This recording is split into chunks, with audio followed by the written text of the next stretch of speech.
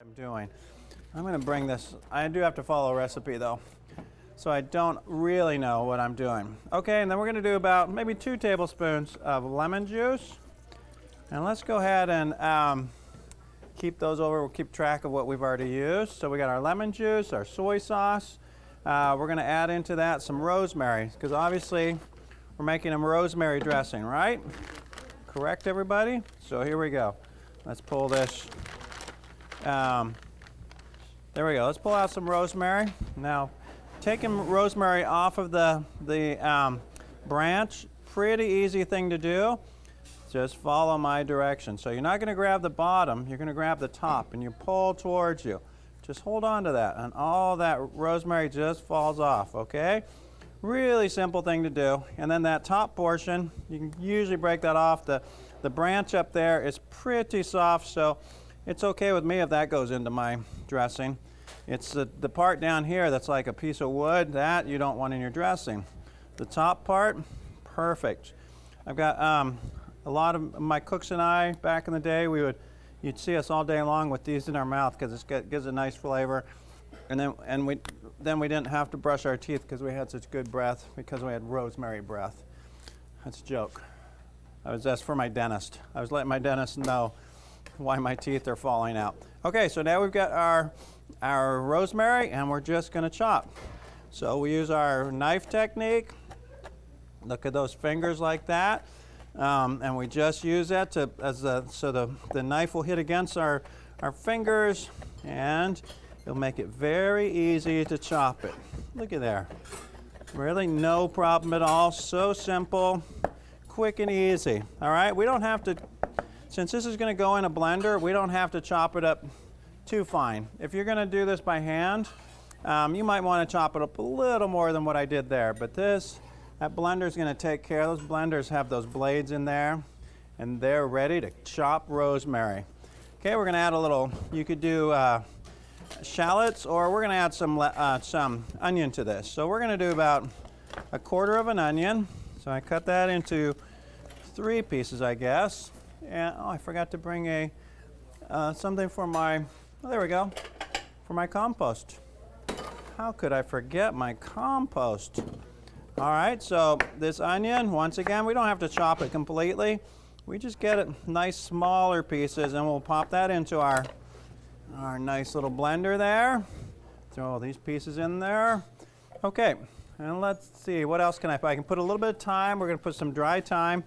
I'm going to put about a teaspoon. Don't overdo it. Thyme will actually make it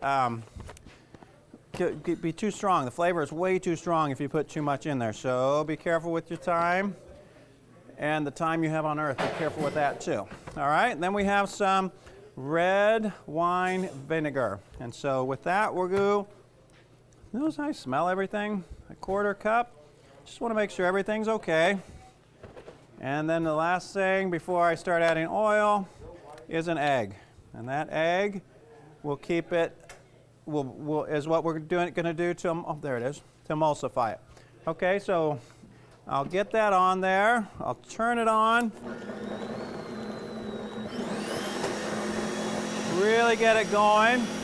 And so now I know I'm almost done. I'm just going to have to add a little bit of sugar and maybe about 2 cups of oil to this. So I got sugar here. So let's start with maybe about 2 tablespoons of sugar.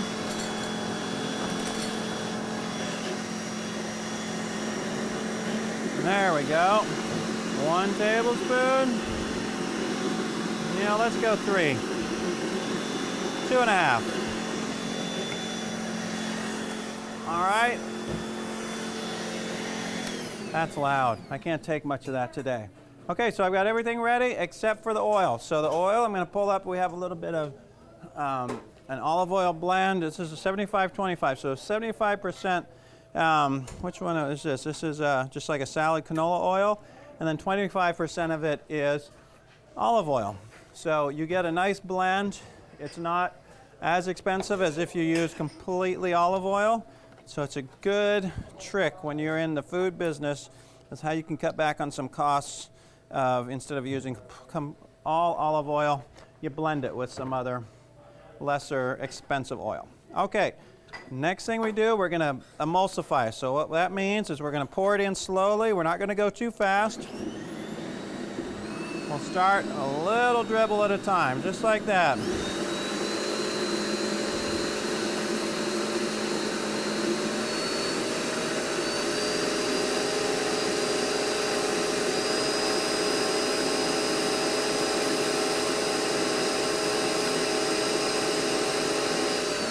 I wasn't really talking. That was acting. And the Oscar goes to Chef. See the dramatic pause? Chef Kitus.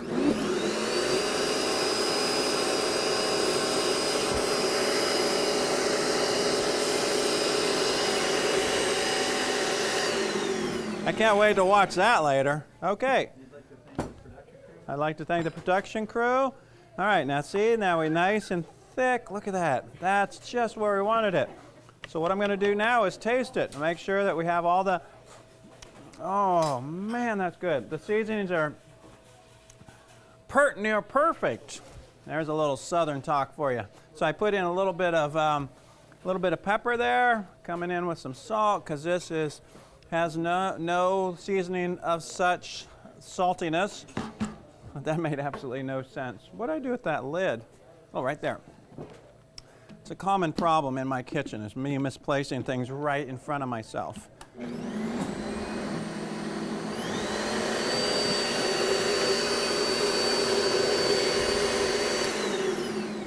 I'm always tempted to do how I do it in real life, as I stick my spoon in there while it's going. But that's not a good thing for me to be teaching. That's delicious. That's like I remember it back in the day.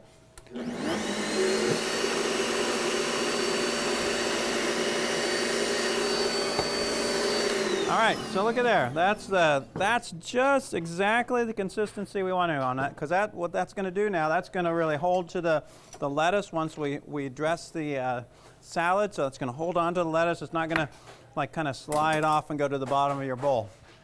So here we go. What I like about making a chopped salad, is you can put in it whatever you want. This is kind of my mom, Gwen Kitus.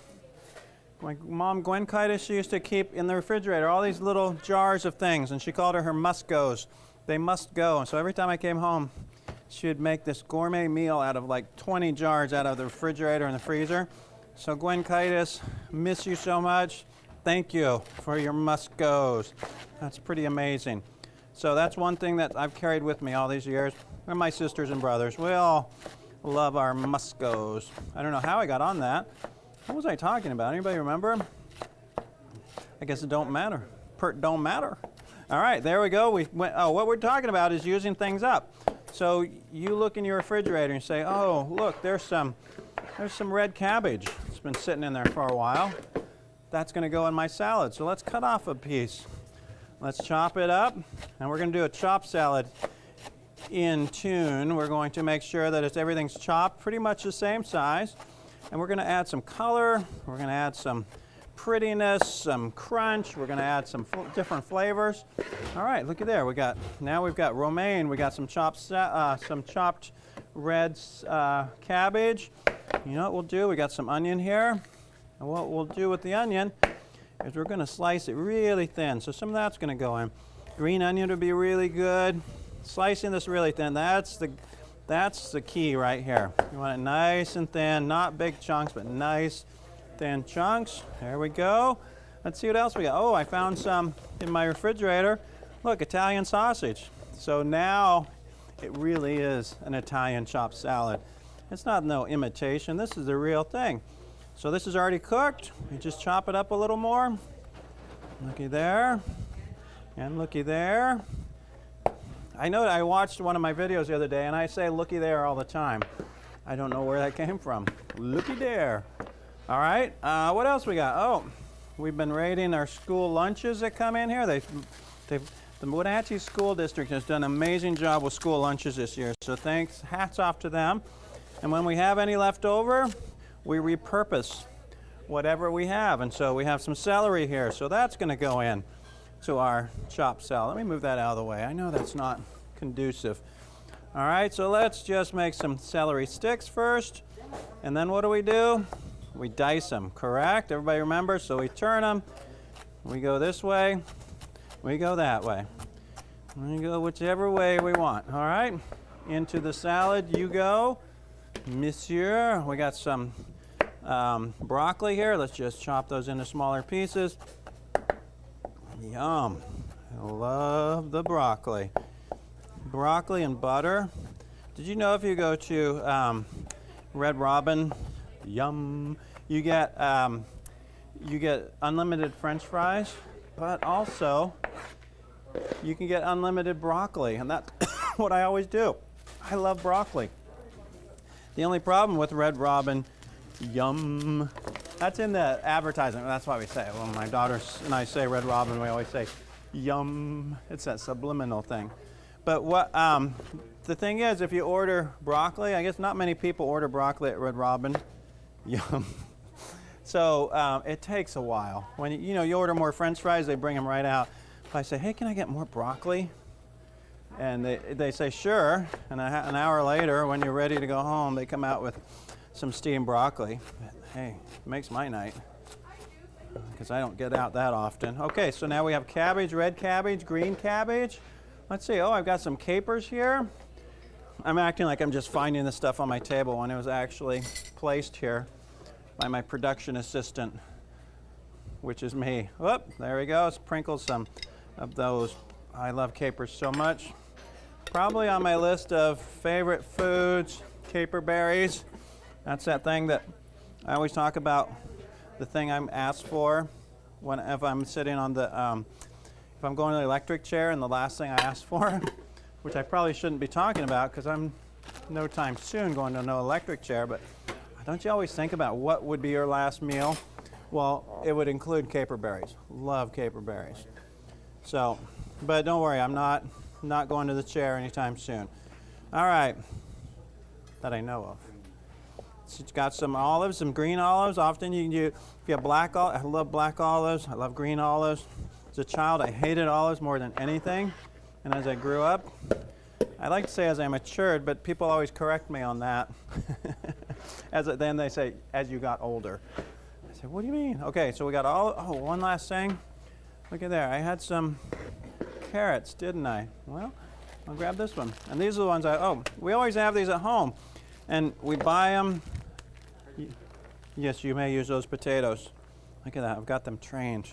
So we got these great little ones that come in school lunches, and often these sit in your refrigerator, and they're going to go bad sooner or later, so use them. Slice them. They're already peeled. You save the hassle of peeling them. Can you imagine that factory where they've got all those people in there peeling these small carrots? That's a lot of work. I'm going to do a depiction of that. So you got your peeler, and you're going like this.